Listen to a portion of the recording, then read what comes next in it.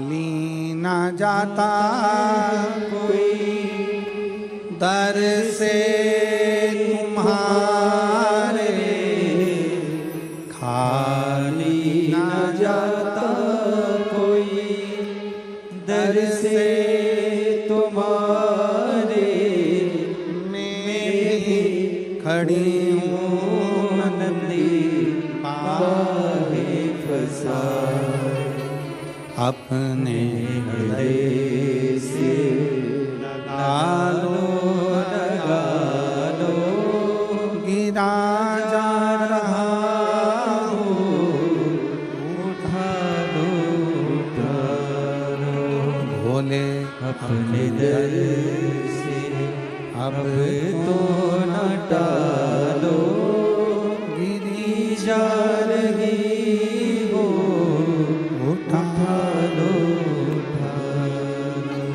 भोले अपने दर से अब तो न टालो, गिरा जा रहा हो, उठा लो अगर भगवान भोलेनाथ नहीं देते तो यहाँ कौन आता, कौन आता? कृपा की ना होती जो आदत तुम्हारी, तो सुनी ही रहती अदालत तुम्हारी।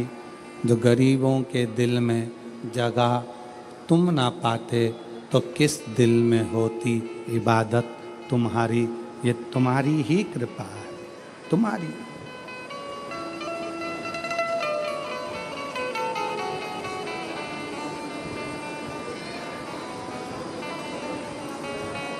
लंका का राजा रावण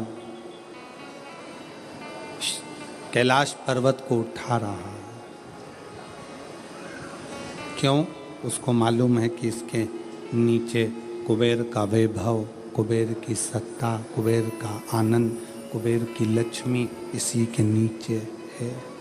उठा रहा।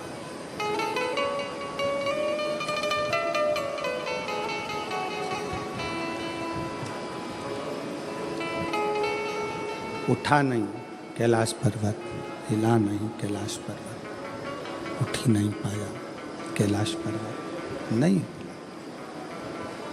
फिर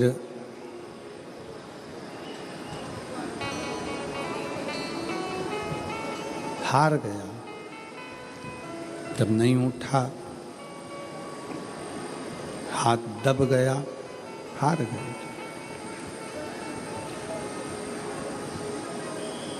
फिर शिवलिंग को ले जाने की तैयारी करी, वो शिवलिंग भी नहीं उठा, वो शिवलिंग भी ले जा नहीं सका। वो शंकर भगवान का शिवलिंग भी ले जा नहीं पाए।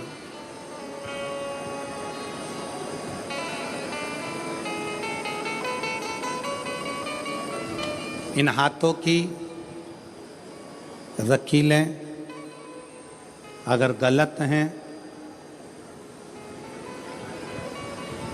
ज्योतिषी आचार्य ने कह दिया कि ये रेखाएं तुम्हारी गड़बड़ हैं, ये रेखाएं गलत हैं, तो इन हाथों में जल का भरा हुआ एक लोटा पकड़ाओ। इस हाथों से शिव जी को जल चढ़ाना प्रारंभ करो। इन हाथों से शिव मंदिर में सफाई करना प्रारंभ करो। हाथों की रकीलें धीरे धीरे सुलझना प्रारंभ हो जाएगी और तुम्हारा जीवन श्रेष्ठ होता चलेगा, जीवन श्रेष्ठ होगा। ये भाग्य की रेखाओं में, ये भाग्य की रेखाओं में अगर कुछ गलत लिखा गया है, इसको शिव मंदिर में, शिवालय में, भगवान शंकर के चरणों में इस मस्तक को झुकाना प्रारंभ करें।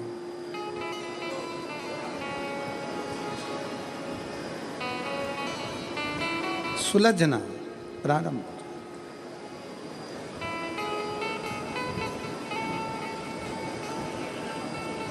पर उसमें सबसे मूल है अपने मन का संयम।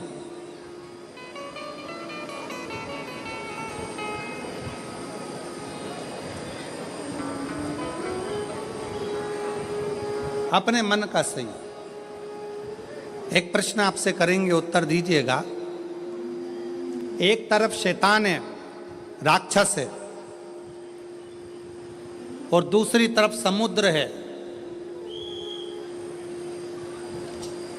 आपसे कहा जाए कि इन दोनों में से एक को चुन लीजिए।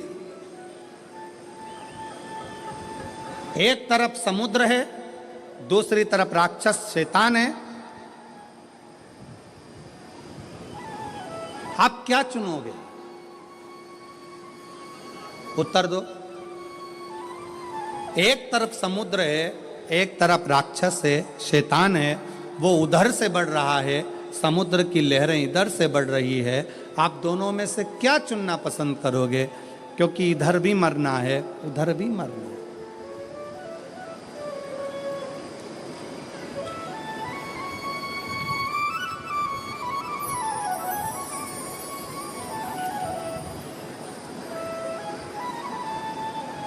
क्या चुनो?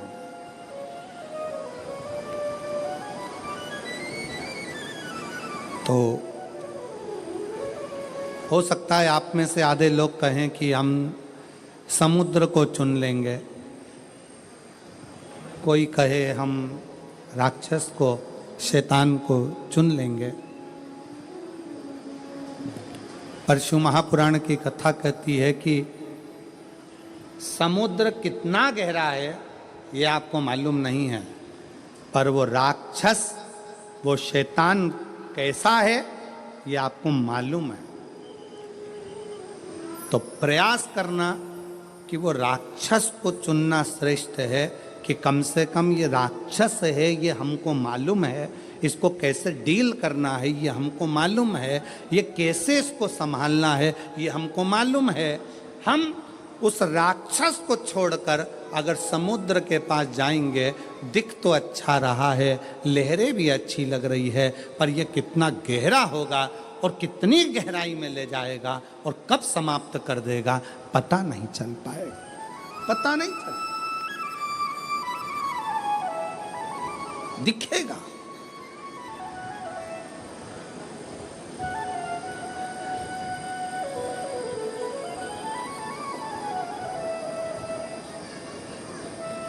एक बहुत अच्छी कथा आती है।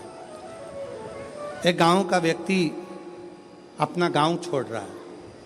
क्यों? उसकी फैक्ट्री थी, बिक गई, उसका व्यापार था, बंद हो गया,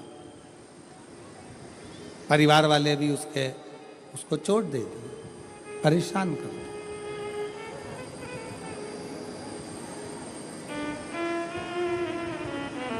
उसने प्लान बनाया कि अब मुझे इस गांव में नहीं रहना है, मुझे ये गांव छोड़ना है, मुझे गांव छोड़कर जाना है।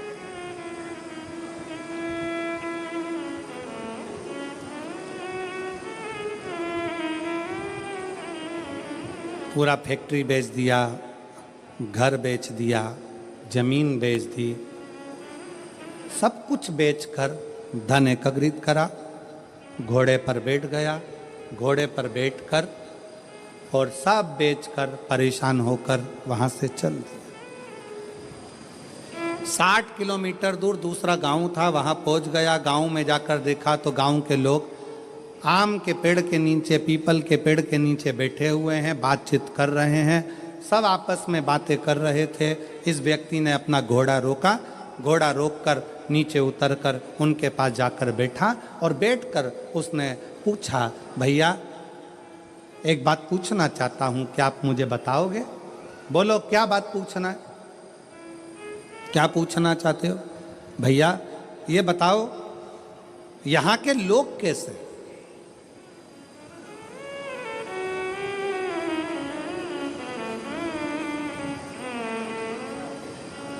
गांव के लोगों ने पूछा तुम कहां से आए हो? उसने कहा मैं अपने गांव से आया हूं, यहां से 60-70 किलोमीटर दूर से। मेरा सारा अब वो गांव मैंने छोड़ दिया है और मैं सोच रहा हूं कि कोई गांव में जाकर बसना है, मुझे किसी गांव में जाकर रहना मुझे। तुम बताओ यहाँ के लोग कैसे हैं, इस गांव के लोग कैसे हैं? तो गांव के लोगों ने पूछा कि तुम हमसे पूछ रहे हो कि यहाँ के लोग कैसे हैं, पहले तुम बताओ कि तुम जो अपना गांव छोड़कर आए हो वहाँ के लोग कैसे थे।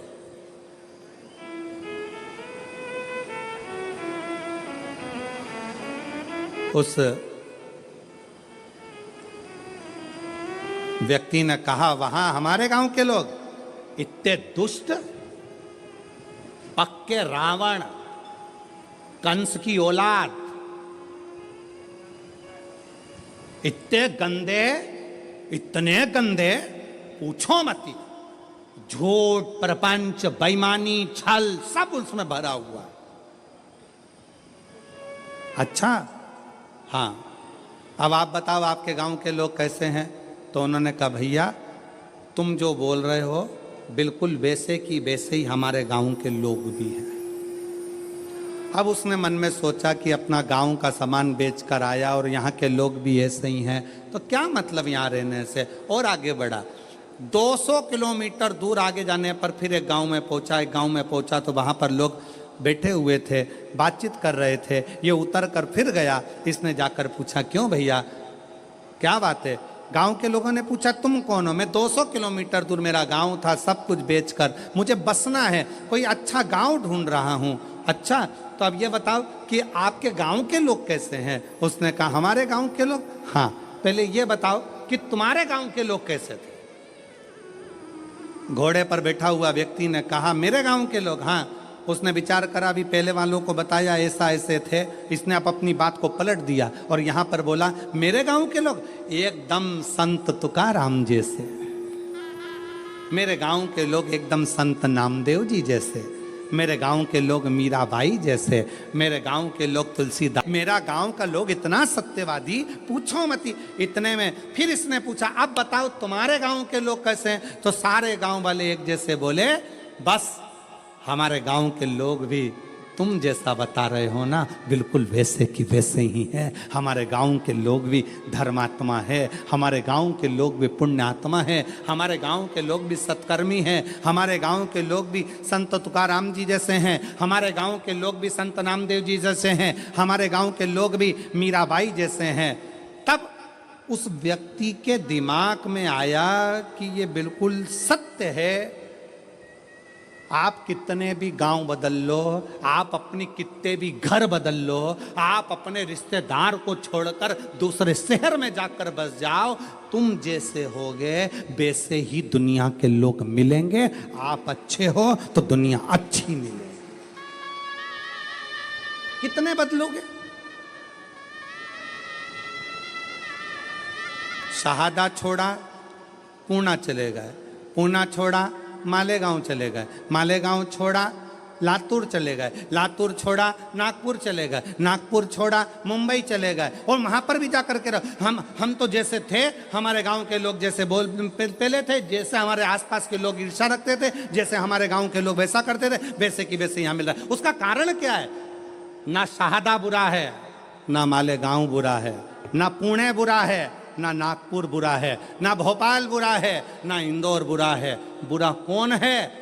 हमारी सोच कि हम दिन भर एक दूसरे में बुराइयां ढूंढते रहते हैं। मेरा पड़ोसी ऐसा, मेरा रिश्तेदार वैसा, मेरा देवर ऐसा, मेरी देवरानी ऐसी, मेरी जेठानी ऐसी, मेरा परिवार ऐसा, मेरा कुटुंब ऐसा, मेरा कबीला ऐसा। हम दिन रात अपने गांव में रहकर, अपने घर में रहकर भी हम दिन भर बुराई ढूंढते थे। तो तुम अच्छे से अच्छे बंगले में जाकर रह लो, वहां भी तुमको बुराई ही मिलेगी। तुम अच्छे से अच्छे 5 स्टार होटल में रह लो, वहां पर तुमको बुराई ही मिलेगी। और जब तुम्हारी आदत हो गई, छोटे से घर में भी अगर तुम दिल बड़ा रखकर प्रेम के साथ रहते हो ना, तो तुम जहाँ रहोगे ना, वहाँ पर भी तुमको आनंद की अनुभूति होती रहेगी, प्रसन्नता मिलती रहेगी वहाँ पर।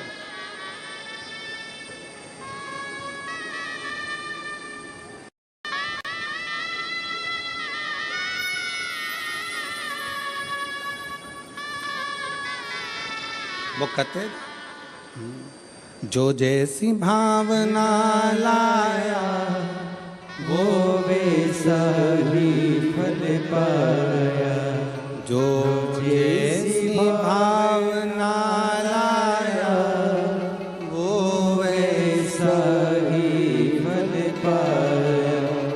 नहीं खाली उसे लौटाया, वो मन ही मन हर्षाया। और कर दिया माला माल काशी वाले रे। लुटा दिया भंडार काशी वाले ने, लुटा दिया भंडार काशी वाले। जिस भावना से, जैसी सोच लेकर, जैसा विचार रखकर, जैसा व्यवहार रखकर आप आओगे, वैसा सुख आपकी जिंदगी का एक पत्र है। देखिए,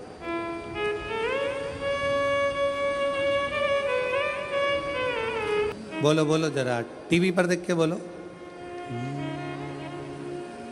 कब से खड़े हैं झोली पसार, क्यों ना सुने तू मेरी पुकार, मुझे तेरा ही सहारा है, मेरे भोले बाबा, मुझे तेरा ही सहारा